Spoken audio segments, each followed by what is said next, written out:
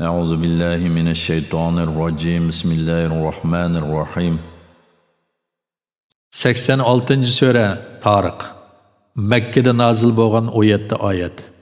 Nəhayət şəfqətlik, mehribon Allah'ın ismi bilan başlayman. Osmon bilan, Tariq yani kechida oshkor bo'g'uchi yulduz bilan qasam qilaman. Tariqning nimaligini bilamsan? O yo'ruq yulduzdir. Har bir odam bilan shu odamni saqlag'uvchi farishta bor. İnsan nimadan yaratilganligiga qarasin, o etilib chiqqıchi ma'nidan yaratildi. O ma'ni umurtqa bilan qovurg'i so'ngining orasidan chiqadi.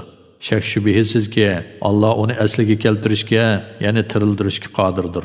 Sirlar oshkora qilinadigan kunda, ya'ni qiyomatda uningdan, ya'ni insondan azobni dafi qiladigan hech kuch va yordamchi yo'qdir.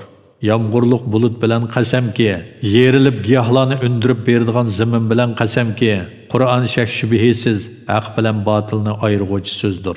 O chaqchaq emasdir. Ular yana mushriklar Qur'onni yo'q chiqarish uchun haqiqatan hil-mikr ishlatadi. Men ularning hil-mikriga taqobil turaman. Ey Muhammad, kafirlarning halok bo'lishiga oldirmag'in, ularga ozroq muhlat bergin. Uzoq qolmay ularga qanday qiladiganligini ko'rsan.